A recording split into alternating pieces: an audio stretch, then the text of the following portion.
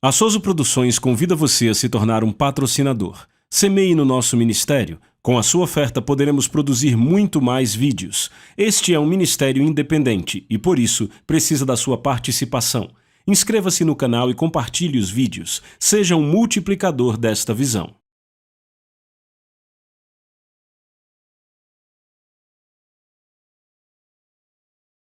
Os versículos usados nos vídeos que traduzimos nem sempre correspondem a versões em português. Muitas vezes precisamos traduzir do original em inglês para fazerem sentido no contexto do vídeo.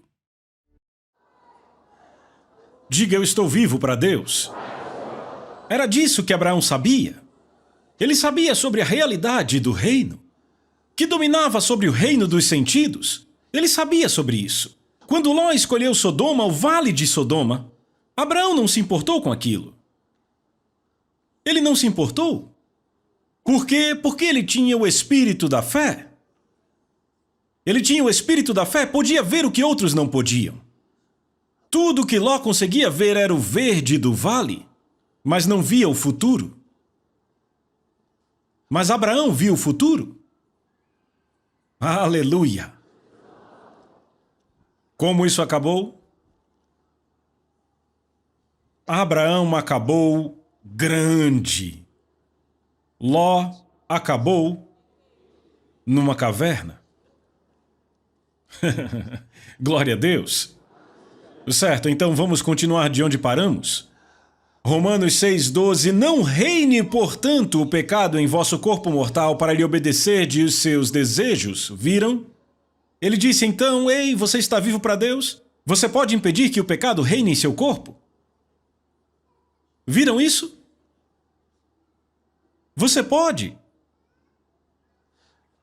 O cristão... Há apenas duas coisas que fazem um cristão pecar. E você quer saber, não é? Você está pronto para ouvir? Há apenas duas coisas que fazem um cristão pecar.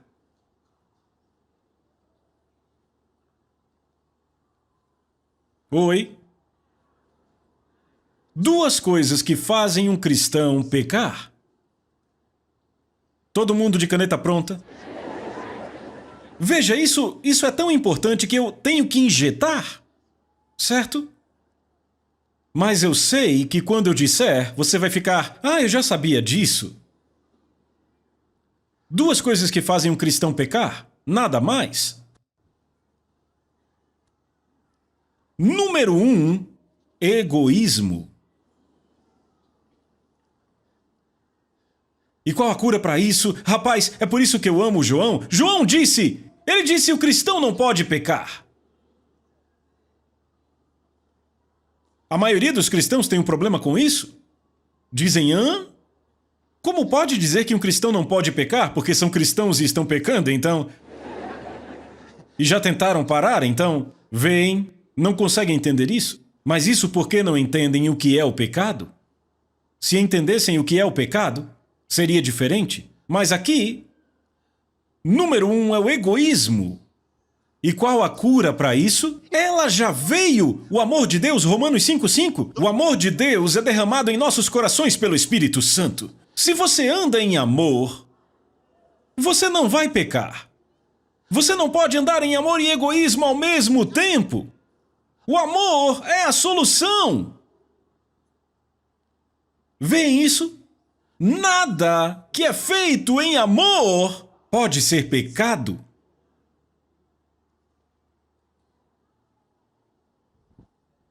Há uma diferença entre o amor humano e o amor de Deus.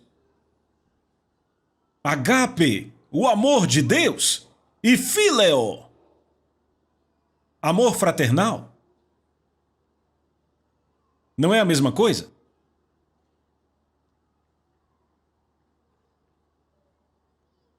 O amor de Deus é um amor que se entrega. O amor de Deus é uma exteriorização de Deus através de você. Cheio de compaixão. Oh, glória a Deus, glória a Deus, glória a Deus. Cheio de compaixão. É a expressão do próprio Cristo. A Bíblia diz: Deus é amor. Aquele que não ama não conhece a Deus, pois Deus é amor. Sabe, eu digo a você, quando você está cheio do amor, nesses últimos 2 anos, temos pregado sobre a plenitude de Deus, certo? E quando você está tão cheio de Deus, isso sai pelos seus olhos, o amor de Deus, um amor líquido, fluindo de você. Sim, é isso que Deus quer. É isso que Deus quer. Você não pode andar em amor e pecar ao mesmo tempo. Nada que vem do amor pode ser pecado. Segunda coisa que faz com que o homem peque. Eu disse 2 coisas, estude a Bíblia inteira, só 2 coisas. Egoísmo. Então qualquer coisa feita em egoísmo é pecado. Vem. A segunda coisa é medo. Medo faz com que a gente peque. Mesmo quando você está fazendo certo, o medo pode te fazer pecar. Eu vou te dar um exemplo. Você está ouvindo? Aqui está um cara que vive, talvez com seus pais, tutores ou entre seus amigos, e ele sabe, eles não gostam que ele vá à igreja. Então, ele sai escondido para a igreja, assiste ao culto, ele ama tudo aquilo, volta para casa e dizem: onde você foi? Eu fui para... Você foi para a igreja? Não. Vem, ele mentiu. Por que ele mentiu? Porque queria mentir? Não. Ele mentiu porque fez algo errado? Não. Ele mentiu não porque fez algo errado, mas vejam, na mente daquelas outras pessoas é errado. E se ele tivesse dito que foi à igreja, o que na mente delas está errado, ele teria problemas. Então, por medo delas, ele diz: eu não fui para a igreja. Veem isso? O que causou o pecado? Medo. E quando você estuda a Bíblia o tempo todo, do Velho Testamento ao Novo, todo o tempo, quando Deus apareceu, quando Ele enviou um anjo, trazendo uma mensagem para alguém, a primeira coisa: não temas. Deus nunca quer que tenhamos medo. Porque o medo faz com que vivamos uma vida que é menos do que Deus quer que vivamos. Porque, sabe, temos medo de pessoas, temos medo do que vão pensar sobre nós. Temos medo do que podem dizer a nosso respeito. Temos medo de que possam nos deixar de lado. Temos medo porque a gente quer ser identificado com eles. E eles nem nos querem. E não sabemos disso. E aí entramos em luta com dor pesadamente só para sermos identificados com eles.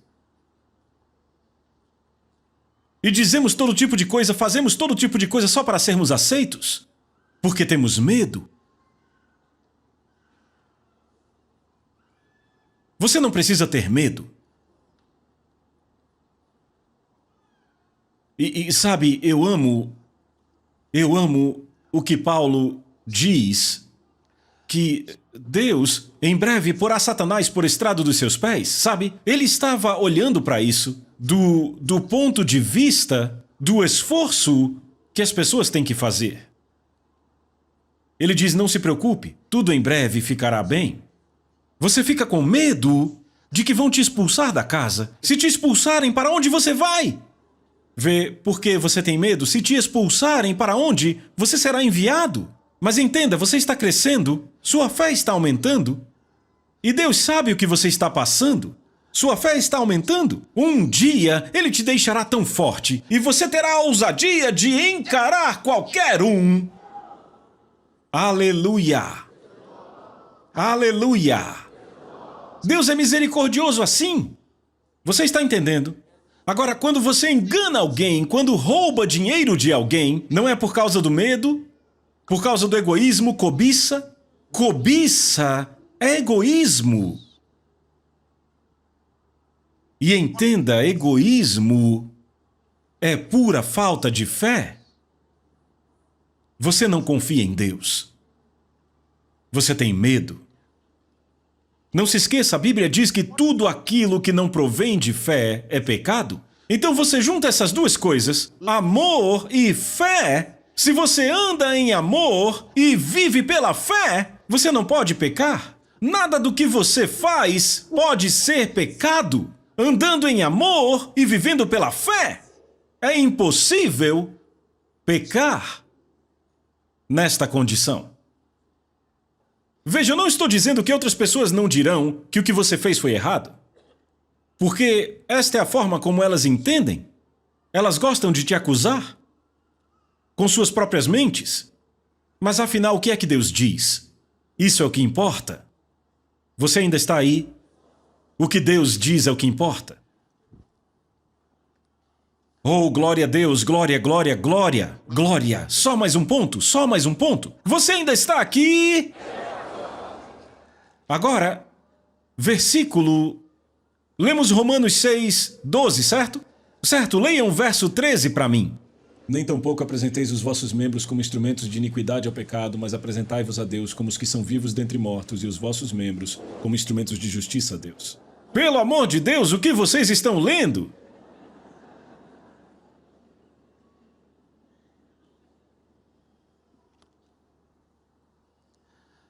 Ele diz, nem tampouco apresenteis os vossos membros como instrumentos de iniquidade ao pecado, mas apresentai-vos a Deus como os que são vivos dentre mortos e os vossos membros como instrumentos de justiça a Deus. Leiam agora o versículo 14. Porque o pecado não terá domínio sobre vós, pois não estáis debaixo da lei, mas debaixo da graça. Porque o pecado não terá domínio sobre vós. Glória a Deus. Oh, obrigado, Senhor Jesus. Isso é maravilhoso. Ele está falando de nos apresentarmos a Deus? Preste atenção, apresentar-se a Deus. Apresentar-se a Deus. Apresentai-vos a Deus como os que são vivos. Você viu isso? Como os que são vivos dentre mortos? Veja, não podemos dar a Deus o que Ele não escolheu. Ei, lembre disso. Não podemos dar a Deus o que Ele não escolheu. Ele diz para nós nos apresentarmos a Ele, nos apresentarmos.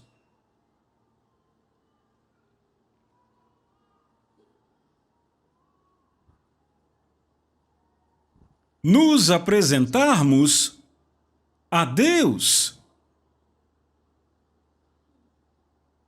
Por quê? Duas coisas.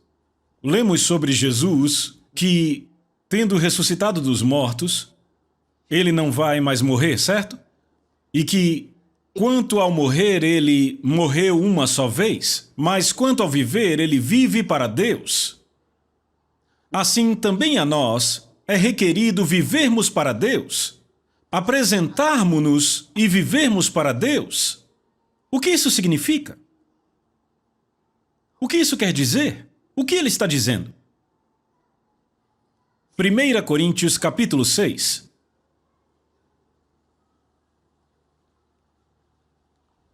Primeira Coríntios capítulo 6, leiam o versículo 20. Porque fostes comprados por um preço, portanto glorificai a Deus no vosso corpo e no vosso espírito, os quais são de Deus. Again. Porque fostes comprados por um preço, portanto glorificai a Deus no vosso corpo e no vosso espírito, os quais são de Deus. Obrigado. Vão para Atos capítulo 20.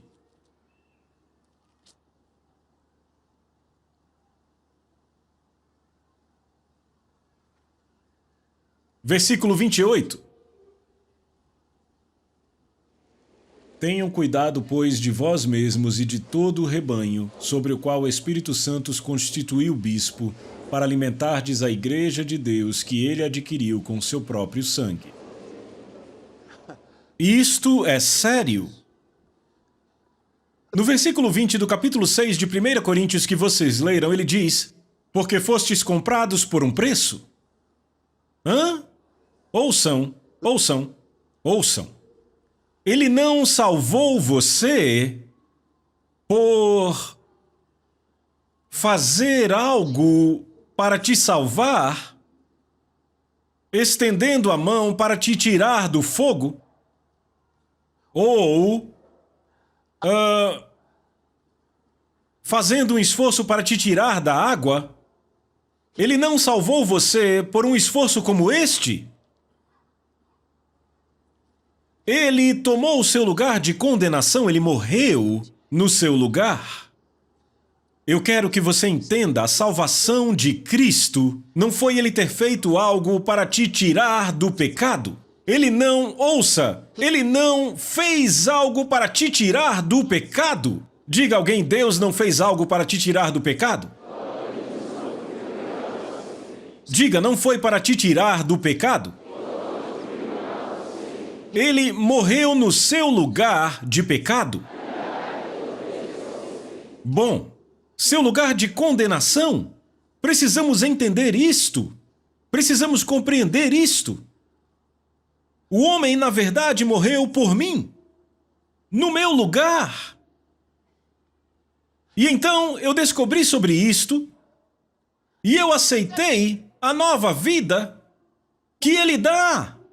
E quando fiz isso, eu fui transportado do domínio das trevas para o reino do Filho do amor de Deus. Oh, glória a Deus! E eu me tornei uma nova criação. Glória a Deus! Você ainda está aí? Agora, isso é muito, muito importante. Estamos falando de consagração cristã. Ele nos diz, vós fostes comprados por um preço. Comprados.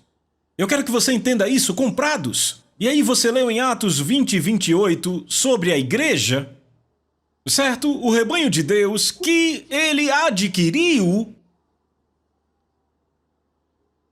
Não são sinônimos? Ele te comprou, ele te adquiriu. Ouçam, irmãos e irmãs, você não é de si mesmo. Se ninguém nunca te disse antes, eu estou dizendo agora. Você tem que ouvir, você não pertence a si mesmo. Quando você se junta a um exército,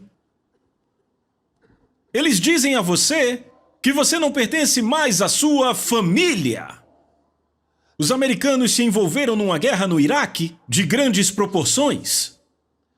E muitas famílias americanas enviaram seus filhos e filhas para as trincheiras, porque eles não puderam simplesmente dizer, querido, volte para casa, desista do exército. Eles não renunciam ao exército, irmão. Quando você se junta ao exército, você não renuncia. Ninguém te contou, ninguém renuncia ao exército. Você nunca renuncia ao exército. Não é como entrar numa empresa em algum lugar e dizer, não gostei desse chefe, vou entregar o cargo. Não acredito nessa guerra, vou para casa. Não. Não funciona desse jeito. Você não renuncia ao exército. Se não dispensarem você, você não pode ir embora. Só há duas formas de deixar o exército: ser dispensado ou morrer. Você não pode, ouça, você não se aposenta do exército. Você não prepara documentação para aposentadoria. Ou eles te põem na reserva, ou você tem que morrer para sair do exército. Não há outro jeito.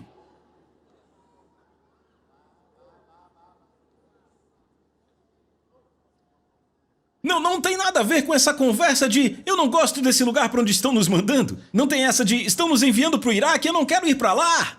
Afeganistão, eu não vou. Sim, você vai. Por quê? Porque quando você assinou naquela linha pontilhada, quando você pôs o seu nome ali, você deixou de ser seu e da sua família. Você se tornou uma propriedade da Marinha dos Estados Unidos, do Exército ou qualquer coisa assim. Você agora pertence a eles, você é propriedade dele. É uma propriedade do governo, uma propriedade.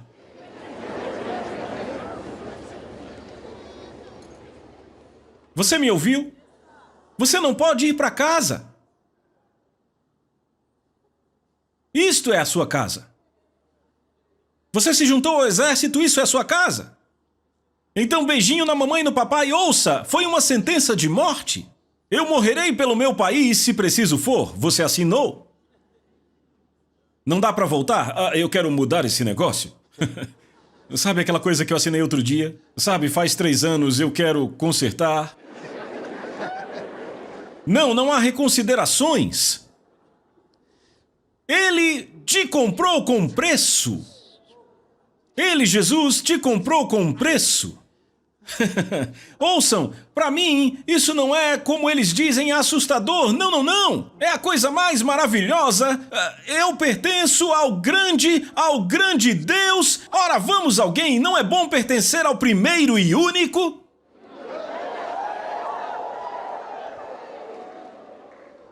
O primeiro e único.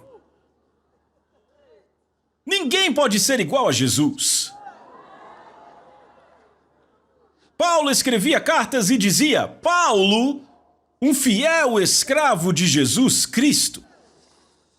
A conotação no grego é um escravo em amor, ou seja, eu sou um escravo dele, mas estou fazendo isso em amor. Um escravo em amor.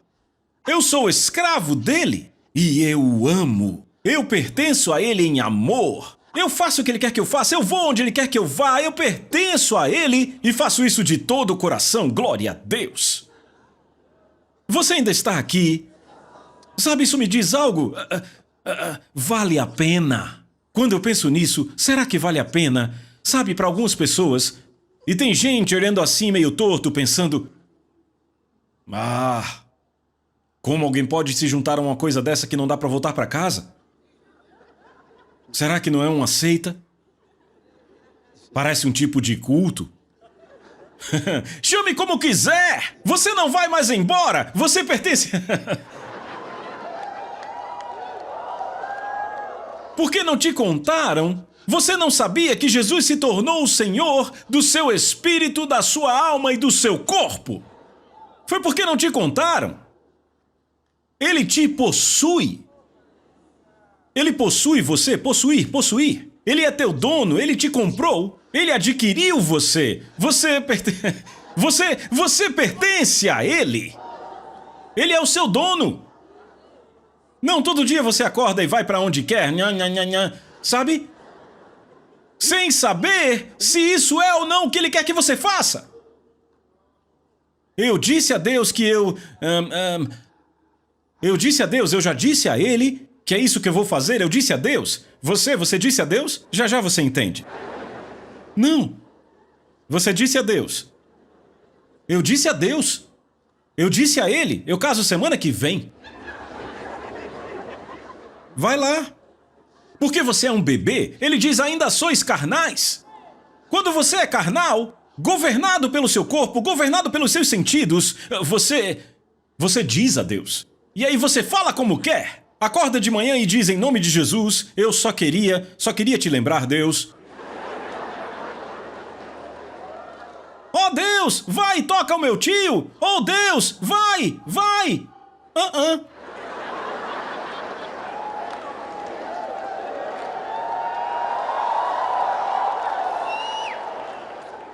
Isso quer dizer que você não o conhece. Significa que você não o conhece. Como foi que Jacó o chamou? O temor de Isaque. Jacó o chamou de o temor de Isaque. Você entende? Você sabe quem ele é.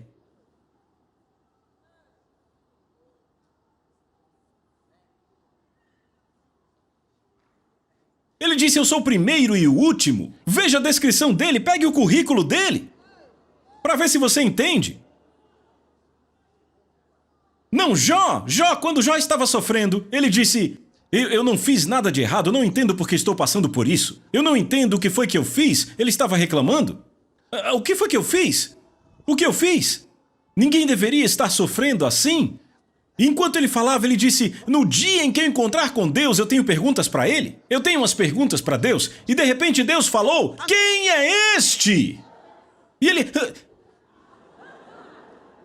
quem é esse que fala palavras sem conhecimento?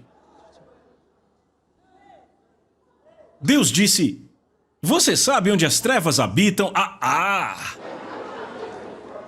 Sabe, Deus começou a fazer perguntas a Jó. Pergunta após pergunta.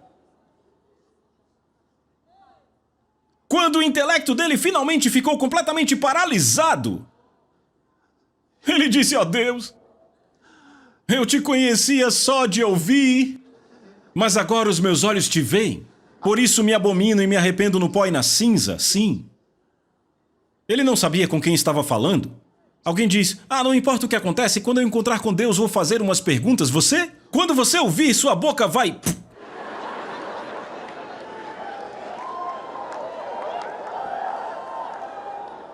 E aí você saberá...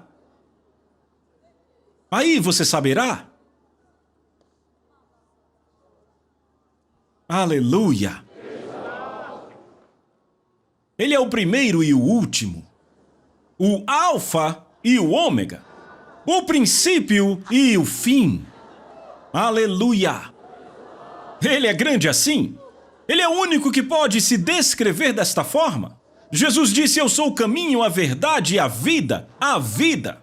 A essência.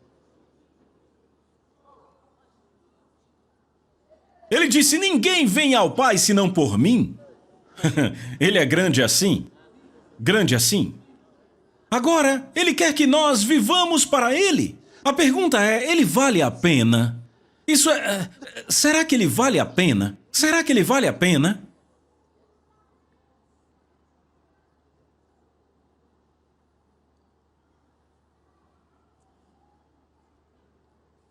Eu ouvi uma história. Eu vou encerrar com isso. Há uma história que é muito tocante para mim. Na palavra. Foi registrada por Mateus, Marcos, Lucas. Vocês já ouviram sobre a caixa de alabastro? Certeza? Ok. Vamos dar uma olhada.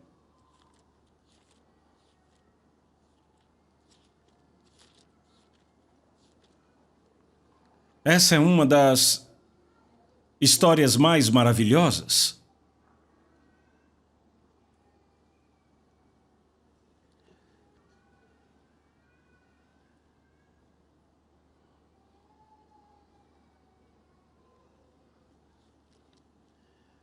Eu gostaria que vocês... eu quero conectar duas partes. Primeiro, no Evangelho de João, capítulo 12.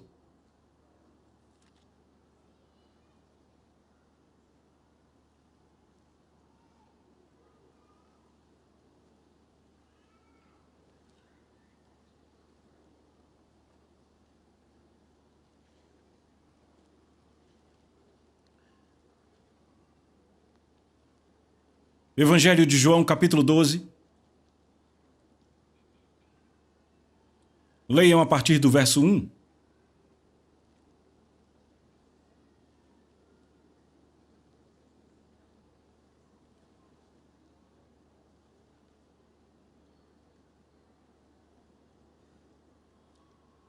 Leiam a partir do verso 1. Evangelho de João, capítulo 12. Leiam.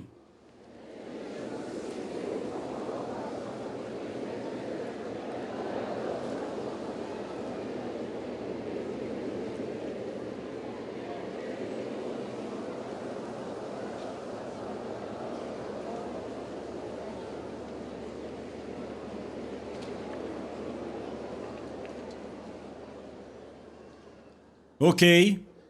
Eu só queria trazer o contexto. Você entendeu o contexto? Certo. Ele diz, a partir do verso 3... Então Maria, tomando uma libra de unguento de nardo puro, caríssimo, repita comigo, caríssimo, ungiu os pés de Jesus e limpou os pés com seus cabelos, e a casa se encheu com o cheiro do unguento. Então disse um dos seus discípulos, Judas Iscariotes, filho de Simão, aquele que o havia de trair: por que não se vendeu este unguento por 300 denários e não se deu aos pobres? Você viu isto? Uma mulher veio aonde Jesus estava e derramou um perfume caríssimo. A Bíblia diz que a sala se encheu.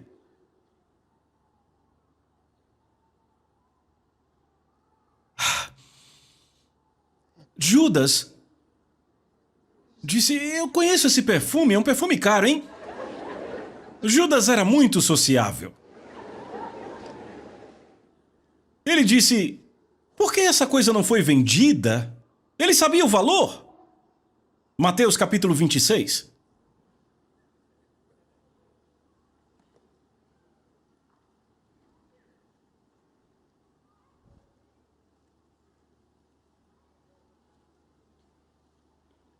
Você achou? A partir do verso 6. Ora, estando Jesus em Betânia, na casa de Simão o leproso, aproximou-se dele uma mulher, tendo uma caixa de alabastro com um unguento muito precioso, e derramou-o sobre a sua cabeça, estando ele reclinado à mesa. Mas quando seus discípulos viram, veja, Mateus, Marcos e Lucas foram escritos antes do livro de João. João mencionou que foi Judas que falou e convenceu os outros. Ele mencionou que foi Judas. Judas falou e disse: ei! Com quem ele estava falando? Com os outros. E todos concordaram com ele. Agora veja. Mas quando os discípulos viram, sentiram indignação, ficaram com raiva, chateados, ficaram mexidos, dizendo: qual o propósito deste desperdício?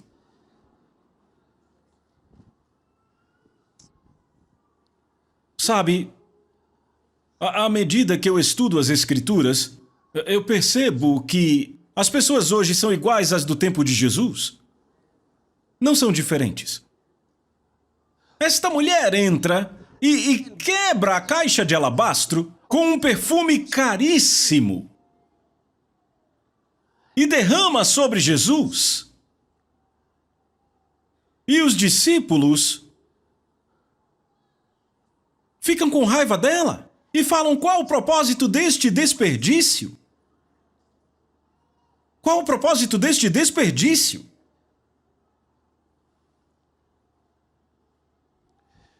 Vamos ler. Verso 9. Pois poderíamos ter vendido este unguento por muito e dado aos pobres.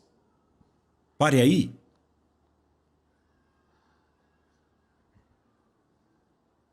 Qual o propósito deste desperdício? Para Jesus? Então quem é Jesus? Esta é a pergunta. Quanto ele vale? Essa é a pergunta. Quem é Jesus? Evidentemente, não o conheciam. Quem é Jesus? Então, derramar aquela coisa sobre Jesus era um desperdício? Disseram: qual o propósito deste desperdício? Desperdício? Disseram: poderíamos ter. Não era deles. Pertencia àquela mulher. Qual o propósito deste desperdício? Poderíamos ter vendido por muito. Outro escritor diz: por 300 denários. Era muito caro. E daríamos o dinheiro aos pobres? João explica melhor para nós. Isso foi dito não porque tivesse cuidado dos pobres, mas porque era ladrão e, tendo a bolsa, tirava o que se lançava nela. Vamos deixar isso para outro dia. É verdade. Primeiro eu vou falar desse tema aqui. Então, derramar aquele perfume sobre Jesus era um desperdício. Um desperdício. Foi desperdiçado. Um desperdício. Deveríamos dar o dinheiro aos pobres.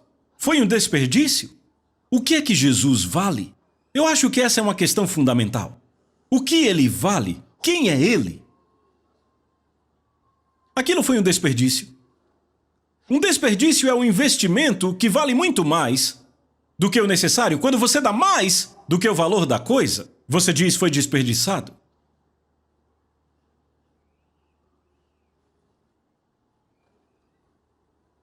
Então o ponto fundamental aqui é o valor.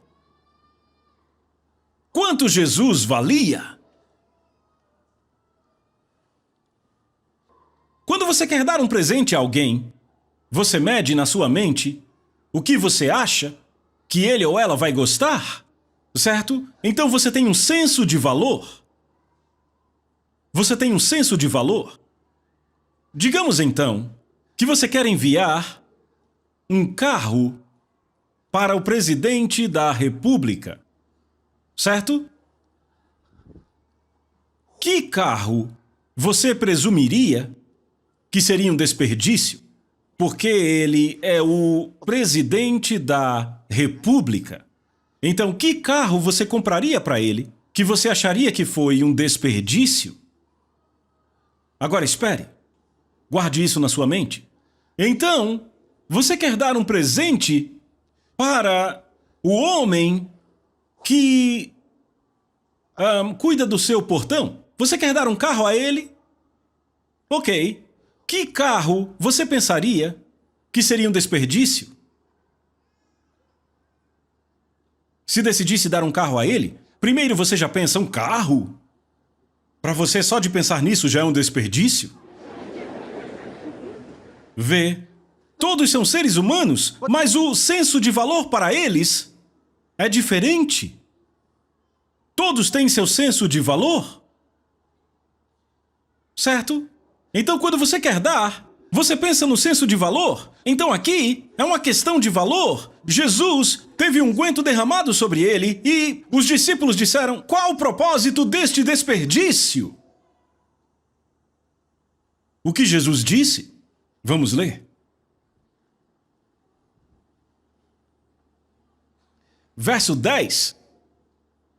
Entendendo isto, Jesus lhes disse, por que incomodam esta mulher? Porque ela fez uma boa obra para mim? Resposta de Jesus. Jesus disse o que ela fez foi bom? Por que a incomodam? O que ela fez foi bom? Vem, os discípulos tinham uma forma diferente de medir o que era certo ou errado, o que era bom ou mal. Seu senso de valores era diferente. Aqui está Jesus. Jesus diz o que ela fez foi bom. E quem importa? Jesus? Jesus?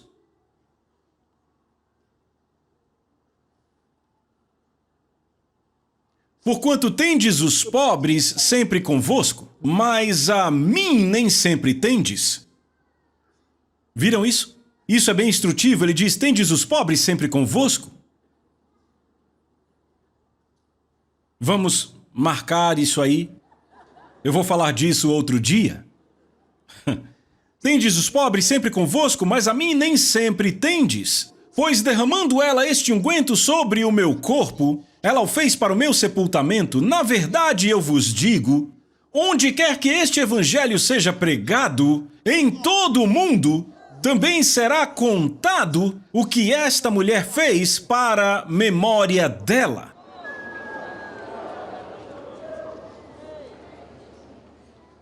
Veja o que ela recebeu. Não, é sério. Veja o que ela recebeu. Isso é algo que os discípulos sempre quiseram. Vejam o que esta mulher recebeu. Não há como não conhecerem Maria. Mesmo que não saibam dizer todos os nomes dos discípulos de Jesus, todos conhecem Maria.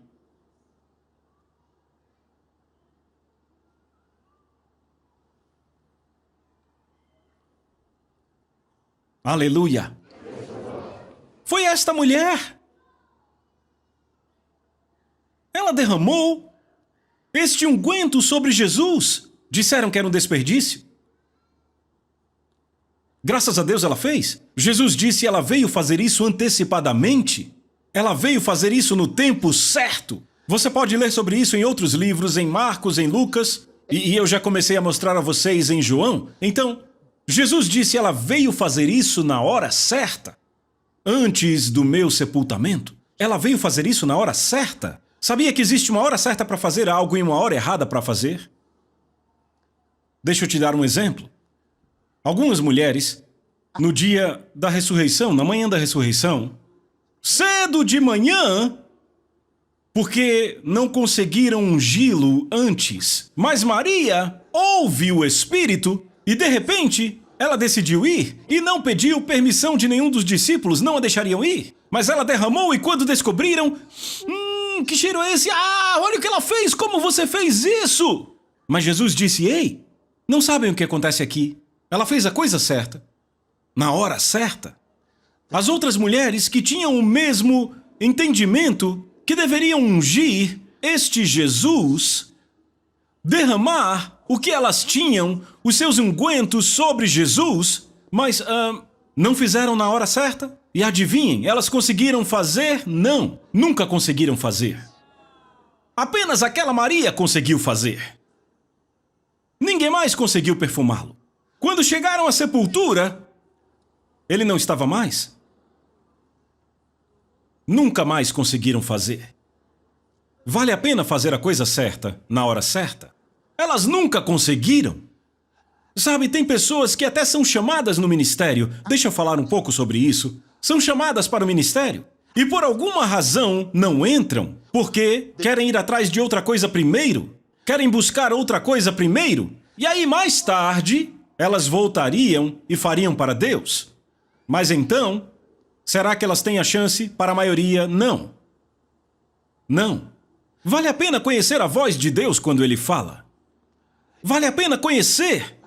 Alguém disse, ouvi falar que você se formou em engenharia e você agora está trabalhando com essa coisa de ministério?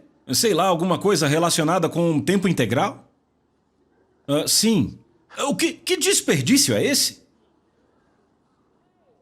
São os mesmos, não mudaram. Na cabeça deles é um desperdício. Um desperdício? Para algumas pessoas, você está lá servindo a Deus e pensam, você poderia ter ido melhor? Sabe quantas vezes esses cantores já ouviram o diabo dizendo a eles, ei, você poderia ser melhor lá fora? Se cantasse essas músicas lá fora, ia fazer muito dinheiro? Porque quando você canta aqui, não te pagam para isso, só levantam a mão e dizem obrigado, Jesus. Então que desperdício é esse? Alguém diz, eu estou desperdiçando meu talento aqui. Sério? É mesmo? Talvez. Pode ser. Depende de com quem você se parece, com Jesus ou com aqueles discípulos sem a mente renovada, tentados por Judas Iscariotes. Judas Iscariotes os atraiu para aquilo. Qual o propósito deste desperdício? Seu nível é alto demais para Deus? Como você pode ser um cristão? Sabe, alguém foi colocado numa grande posição e diz, eu costumava servir naquela igreja, mas agora com minha nova posição eu acho que não deveria ir a uma igreja assim. Tem algum lugar que faça culto particular em casa? Ir à igreja é um desperdício? É demais? Como você vai à igreja sendo tão grande assim? Porque agora você é o rei da cocada. Você é grande demais agora, como vai para a igreja? Porque você recebeu uma alta posição, agora a igreja tem que vir à sua casa. Tornou-se um desperdício para você ir? Qual o propósito desse desperdício? Porque você acha que indo para lá você vai ter que levar seus assessores, sua comitiva, como todo mundo vai com você? São quase 15 pessoas, como 15 pessoas vão juntas? E são de igrejas diferentes, então como fazemos? Ok, dá para trazer a igreja para minha casa? Eu estou falando com você agora. Mude seus caminhos. Mude seus caminhos. Qual o propósito desse desperdício? Você já deu a Deus e ouviu essa mesma voz, que era um desperdício? Um desperdício?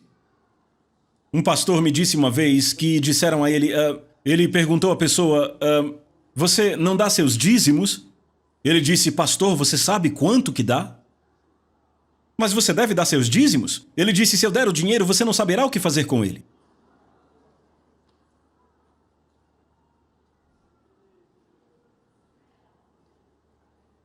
Será que ele se tornou tão grande que é um desperdício dar a Deus? Você chegou nesse ponto em sua vida?